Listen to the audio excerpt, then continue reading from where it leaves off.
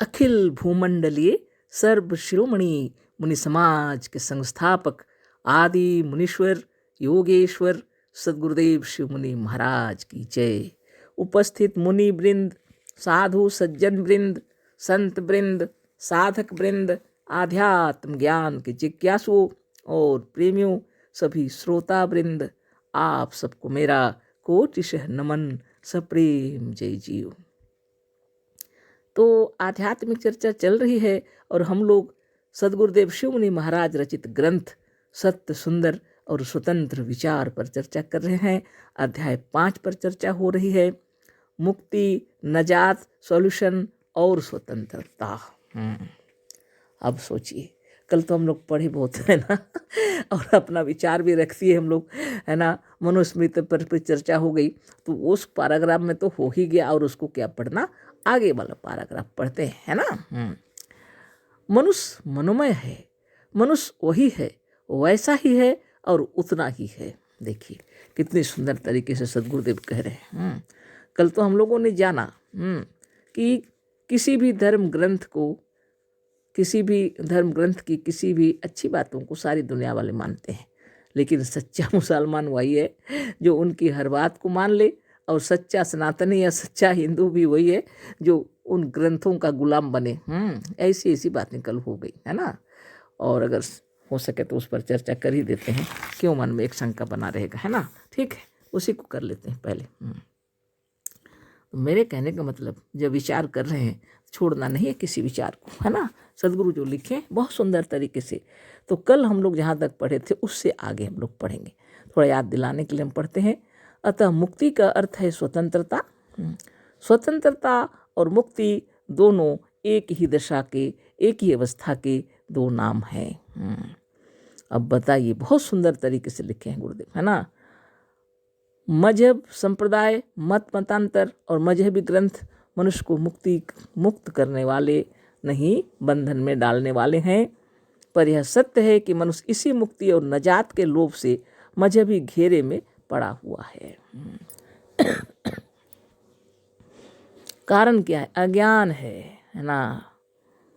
सिर्फ मुक्त हो जाना चाहते हैं और सोचते हैं कि ये मजहब, ये संप्रदाय, या मतांतर, ये मजहबी ग्रंथ ही मनुष्य को मुक्ति दे सकते हैं और दूसरे नहीं दे सकते। इसी डर के कारण इस बंधन में पड़े हुए हैं, जिस पर कल हम लोगों ने चर्चा की और आप उन लोगों ने भी विचार किया।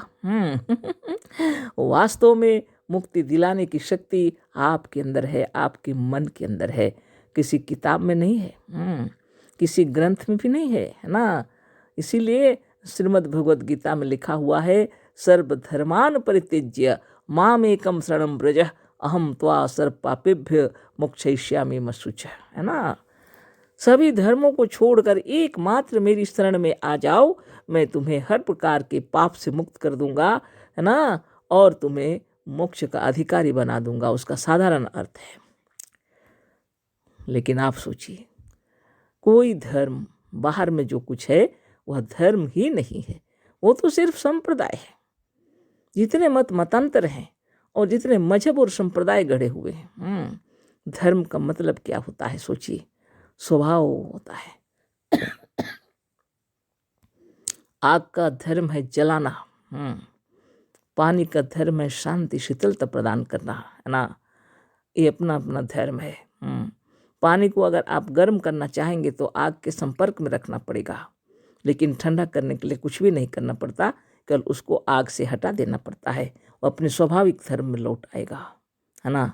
स्वभाव उसी को कहते हैं। वास्तव में आप क्या हैं? सच्चिदानंद हैं, ब्रह्म है, साक्षात ईश्वर हैं। लेकिन आप क्या हो गए? ठीक उसी तरह जैसे पानी को आग के ऊपर चढ़ा देंगे ना, आग के संपर्क में रख देंगे, चढ़ाना भी नहीं पड़ता, आजकल तो मशीन युग है ना। तो संपर्क में अगर आ गया तो गर्म हो जाएगा पानी। लेकिन वास्तव में उसका धर्म क्या है? सलिल, शांति, है ना, बहुत हृदय को शीतलता प्रदान करने वाली, है ना। बहुत सुंदर बात है। स्नान कर सकते हैं, पानी पी सकते हैं, है ना, बहुत बड़ी बात है। लेकिन अगर वो इतना ज़्यादा गर्म हो जाए तो जला से सकता है ना। वैसी स्थिति हम लोगों की हो गई है। ग्रंथों के पीछे, धर्म के पीछे, मतांतरों के पीछे जूझ रहे हैं हम लोग और सोचते हैं कि ये हमें मुक्ति देंगे। कैसे होगा? विचार कीजिए। इसीलिए गुरुदेव कहते हैं स्वतंत्रता कहते हैं स्वाधीनता को। स्वाधीन वह है जो किसी के बंधन में नहीं है, स्वमन अपना आप होता है। और अधीन जो अपने आप के अधीन में है वह कौन है? सिर्फ आत्मज्ञानी योगी लोग होते हैं। इस विश्व में जितने भी योगी लोग हैं, आत्मज्ञानी हैं, वो लोग स्वाधीन हैं, है ना। स्वाधीन का मतलब ये नहीं कि दूसरे के अधीन, दूसरों को अपने वश में करें, ऐसी बात नहीं। जो खुद को अपने वश में करते हैं, है ना, जिन्होंने अपने आप को शासित किया है, स्वमने अपना आप, तंत्र बने शासन, जिन्होंने अपने आप को शासित किया हुआ है। यम नियम बहुत बड़ी शक्ति है। अहिंसा, सत्य, अस्त्य, ब्रह्मचर्य, अपरिग्रह का जो पालन करते हैं, शौच, संतोष, तप, स्वाध्याय, ईश्वर प्रणिधान का जो पालन करते हैं, उन महान आत्माओं को हम लोग स्वाधीन कहते हैं। हमारा देश स्वाधीन तो हो गया जरूर, है ना, लेकिन मन से हम लोग अभी भी गुलाम हैं, परतंत्र हैं। और सद्गुरुदेव जो शिक्षा दे रहे हैं, सत्य, सुंदर और स्वतंत्र विचार, आप खुद ही विचार कीजिए। कल भी चर्चा हुई, कोई भी किताब, कोई भी ग्रंथ, किसी के अंदर में इतनी ताकत नहीं है जो आपको स्वाधीन और मुक्त कर दे। कोई भी धर्म, कोई भी संप्रदाय, कोई भी मजहब आपको मुक्ति नहीं दिला सकती। आपको अगर मुक्त होना है तो अष्टांग योग का पालन करना पड़ेगा, है ना। अहिंसा का निश्चित पालन करना पड़ेगा, है ना। ईर्षा, द्वेष, छल, प्रपंच, कपट मनोमस्तिष्क से जब निकल जाएंगे तो आप स्वतंत्र रूप से, स्वाधीन रूप से अपने आप में तल्लीन हो जाएंगे, स्वरूपस्थ हो जाएंगे, अपने आप के उस अवस्था में पहुंच जाएंगे, सच्चे शिव हो जाएंगे आप, है ना। सच्चिदानंद हो जाएंगे आप, सच्चित आनंद स्वरूप हो जाएंगे आप, है ना। वो बड़ी बात है। इसलिए अहिंसा, सत्य, या आत्मा ही सत्य है, और सत्य को अगर आप जान गए तो फिर ब्रह्म रूप हो जाएंगे आप, है ना। ऐसी बात है। और क्या चोरी है? से कौन चोरी करता है? किसी का चोरी करने का सवाल ही नहीं उठता, है ना। आप इतने उच्च कोटि के हो जाएंगे तो ब्रह्म विचारी ब्रह्मचारी, है ना, इतने उच्च कोटि ब्रह्मचारी हो जाएंगे आप। इसको ब्राह्मण जिसको कहते हैं, ब्रह्म ज्ञानी जिसको कहते हैं, है ना, तो यह सारा विश्व भी आपके लिए ब्रह्म लोक के समान हो जाएगा। सब अपने ऊपर निर्भर करता है, अपने विचारों के अनुरूप हो जाएंगे आप जब स्वाधीन और स्वतंत्र उसको कहते हैं। वो महान योगी, है ना, वो संसार में जहाँ कहीं भी रहेंगे वो वास्तव में सुखी रहेंगे। गृहस्थ आश्रम भी उनका सुखमय होगा, सन्यास भी हैं तो सुखमय होगा, है ना। जहाँ कहीं भी रहेंगे वो सुखी रहेंगे निश्चित रूप से, क्योंकि वो बहुत बड़े साधक हैं, योगी हैं, तपस्वी हैं, है ना। लोग तपस्या का मतलब क्या समझते हैं? एक तो सिर नीचे पैर ऊपर करके रहो, हाँ, एक तो एक ही पैर में खड़े हो जाओ, है ना। यही सब कार्य करते हैं जो उनको कहते हैं तपस्वी। ऐसी तपस्या नहीं।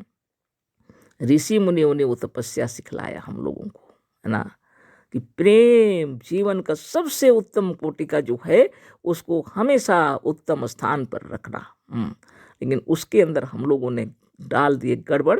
ईर्षा, द्वेष, छल, प्रपंच, कपट, ये सारे मैल अपने आप को स्वरूपस्थ होने नहीं देते, है ना। इनसे जितने दूर हो जाएं तो आप जल्द ही स्वरूपस्थ हो जाएंगे। इसलिए अहिंसा, सत्य, अस्ति, ब्रह्मचर्य, अपरिग्रह का पालन करना पड़ता है सारा जीवन, है ना। एक दिन का बात नहीं है, सारा जीवन, है ना। और फिर शौच, संतोष, तप, स्वाध्याय, ईश्वर प्रणिधान, है ना। अब तो उसके बाद में आता है आसन, प्राणायाम, प्रत्याहार, धारणा, ध्यान और समाधि। आप सोचते होंगे इसके बाद क्यों, है ना। आसन तो बहुत लगा रहे हैं लोग, है ना। लेकिन उसके बाद भी छल, प्रपंच, कपट, लोगों को ठगना, ये सब चालू रहता है। हाँ, तो आसन में वो है ही नहीं। आसन का मतलब क्या होता है? जो स्वरूपस्थ हो गया है, अपने आप तल्लीन हो गया है, किसी भी अवस्था में हो, है ना। चाहे वो लेटा हुआ है यह बैठा हुआ है, यह खड़ा है, कोई बात नहीं, स्थिर हो गया है और स्वरूपस्थ हो गया है। चलते फिरते, उठते बैठते, सोते जागते वह अपने ब्रह्मत्व को याद रखता है और सब कार्य में अपनी मर्यादा का ख्याल रखता है। वो व्यक्ति को कहते हैं आसन में विराजमान है। खाली तरह तरह का आसन का नाम मालूम है और बहुत कोशिश करके अपने आसन कर रहे हैं, इससे कुछ होने वाला नहीं है ना।